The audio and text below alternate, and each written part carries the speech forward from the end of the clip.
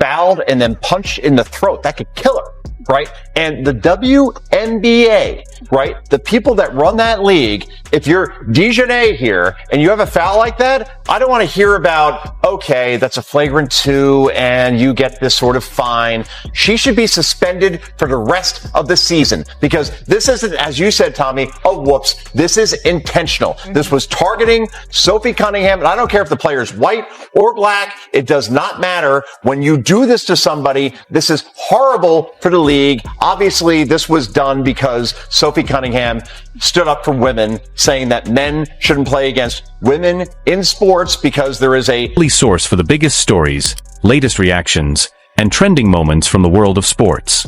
Here we break down what happened, what people are saying, and why it matters. So if you want the story beyond the headline, you're in the right place. Let's get in to start the video. My dear viewers, please watch this clip first. And then Cunningham gets into the face of Dijonai. What started as a hard basketball play between Dijonai Carrington and Sophie Cunningham has evolved into one of the WNBA's most talked about disputes. After Di Carrington delivered a vicious blow that plunged the game into disarray music, Sophie Cunningham was at the heart of a startling occurrence tonight. Officials made a significant decision. The defensive foul on Dijonai Carrington has been upgraded to a flagrant foul penalty 2. Carrington received a flagrant 2 and was expelled. However, the dispute erupted on social media shortly after the ejection, with Carrington apparently posting the words "white privilege." That was only the beginning.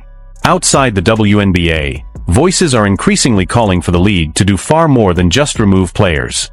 Joe Concha, a Fox pundit, is demanding that Carrington serve a season-long suspension, claiming that the event was deliberate and accusing Carrington of specifically targeting Cunningham. This is where the narrative becomes even more explosive, though. Was this just a very aggressive basketball play? Was it revenge? Or is there a more significant issue that the WNBA must now deal with? We're dissecting the specific events that took place, the ensuing response, the social media frenzy, and the enormous query that the WNBA is currently facing. Let's now hear exactly what Joe Concha and the other pundits had to say about this explosive situation, as their response raises some important issues regarding what will happen next. This tale is evolving quickly, so before we get started, hit the like button, subscribe to the channel, and enable notifications. I mean, look, it was a hard foul. I don't think that Dijonai intentionally came out to get her across the neck like she did, but it did happen, and I thought it was the right call.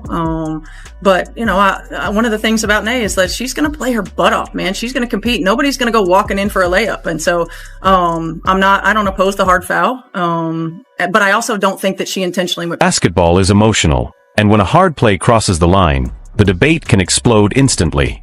Players battle for position, fight through screens, contest every shot, and physical contact is part of the game. But sometimes, one replay raises a much bigger question. Was it just basketball, or did it go too far?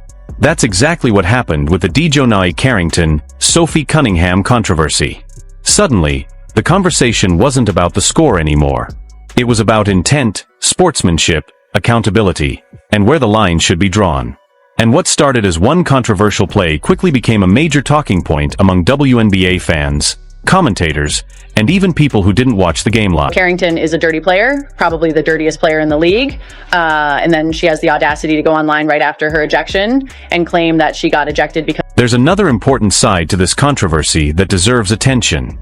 The player on the receiving end of a controversial play deserves to have her perspective heard.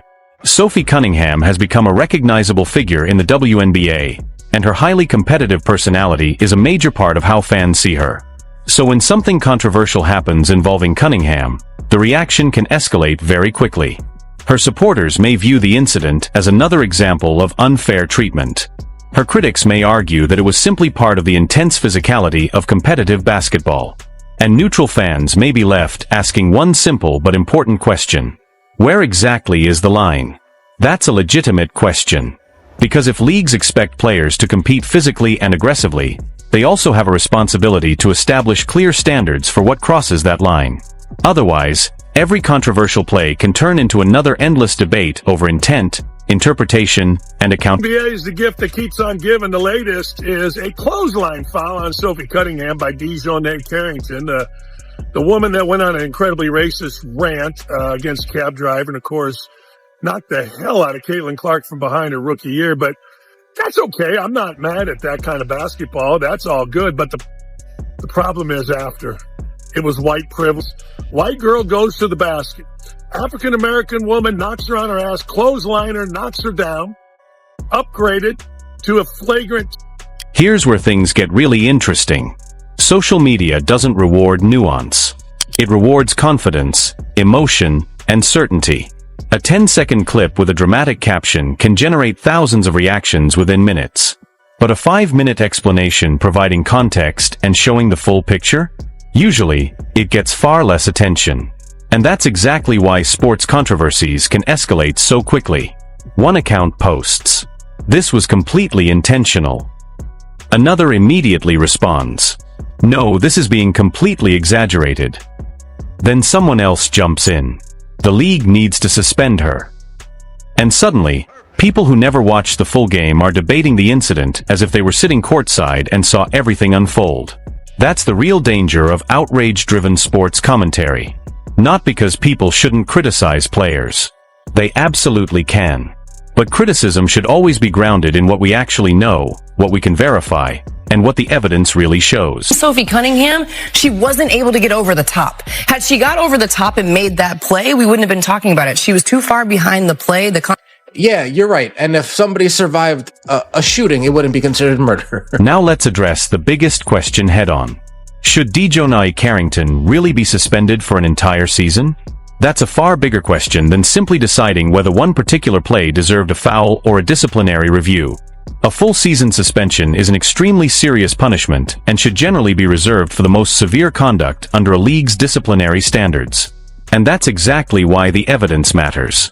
If the league determines that a player deliberately crossed the boundaries of acceptable basketball conduct, then serious disciplinary action may be justified.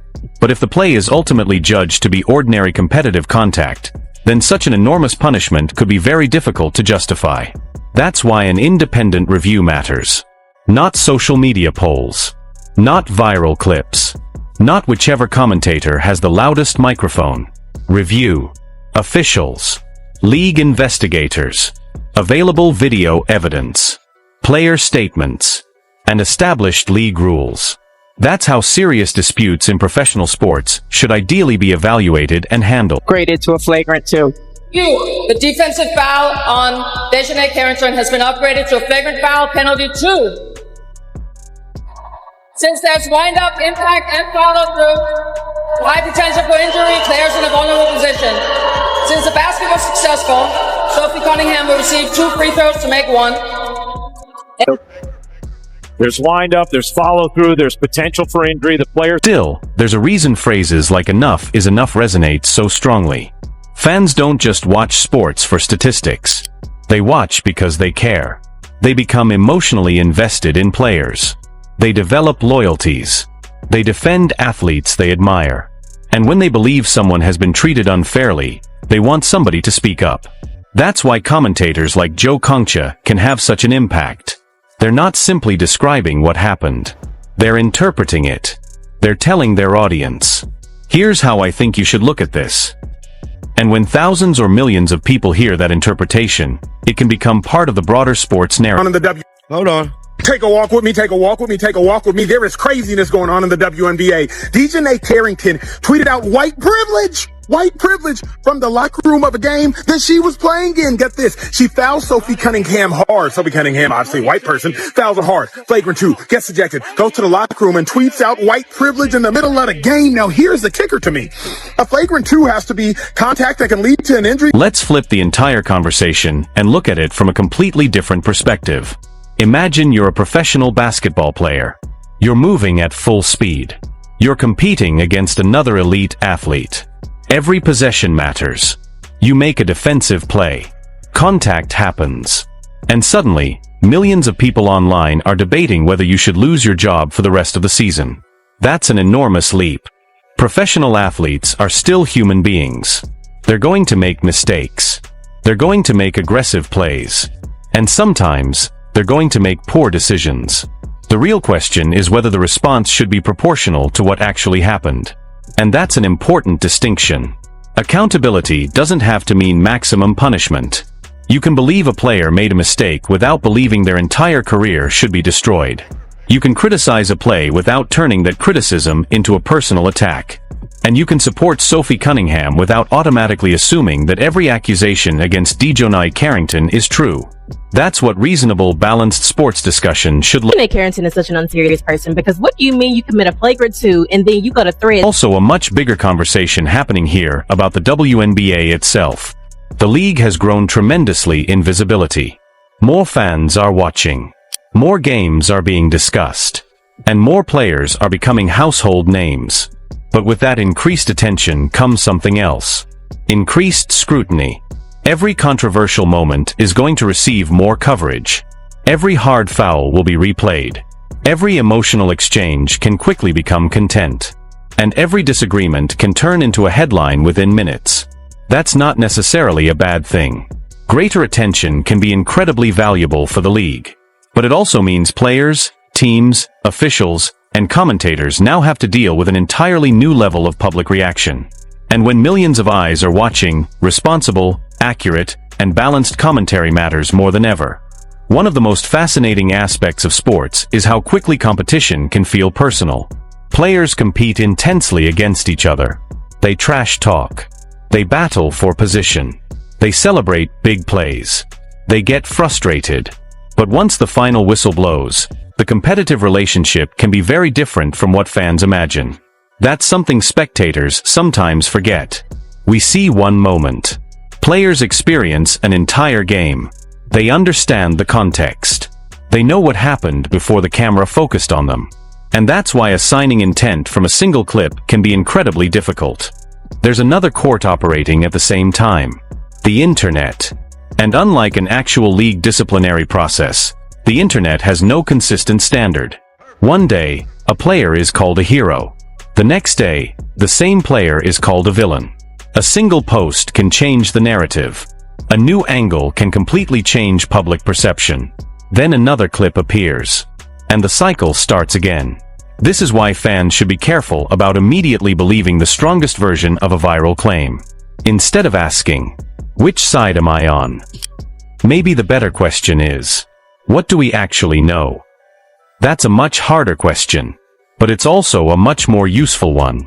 So where does the controversy go from here? The simplest answer is, let the appropriate basketball authorities review it. If the league believes the conduct violated its rules, disciplinary action can follow. If it doesn't, then the matter should eventually move on. And fans can still disagree. That's perfectly fine. Sports have always been full of disagreements. But disagreement doesn't require personal attacks. It doesn't require threats. And it doesn't require turning athletes into villains based on incomplete information. The best sports debates are passionate and informed. Let's be honest. This story has all the ingredients of a viral sports controversy. 2 recognizable players. A controversial moment. A highly emotional reaction. Strong opinions. A media personality weighing in. And fans already divided into opposing camps. That's basically the perfect recipe for social media engagement. And that's exactly why the story can continue long after the original play is over. But eventually, the attention has to come back to basketball. Because that's why these athletes are there in the first place. To compete. To perform. To entertain. And to push the sport forward. So, was Joe Concha right to demand a major punishment? That's ultimately a matter of opinion. But there's something more important than whether you agree with Concha, Carrington, Cunningham, or anyone else involved in the discussion. Don't let a viral moment replace the facts. If the league determines that serious misconduct occurred, appropriate consequences should follow. If the evidence shows something less severe, the punishment should reflect that. And if the situation is genuinely ambiguous, then perhaps the most responsible response is to acknowledge that ambiguity. Because sports don't need less passion. They need better conversations. You can defend your favorite player. You can criticize a decision.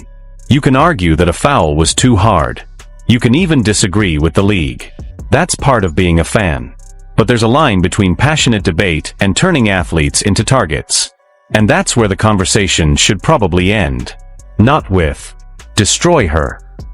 Not with end her career. But with something much simpler. Review the play. Apply the rules. Make the punishment proportional. And then let the players get back to playing basketball. Because at the end of the day, that's what fans came to watch. Basketball. And maybe that's the part of this entire controversy that shouldn't get lost. Thanks for watching.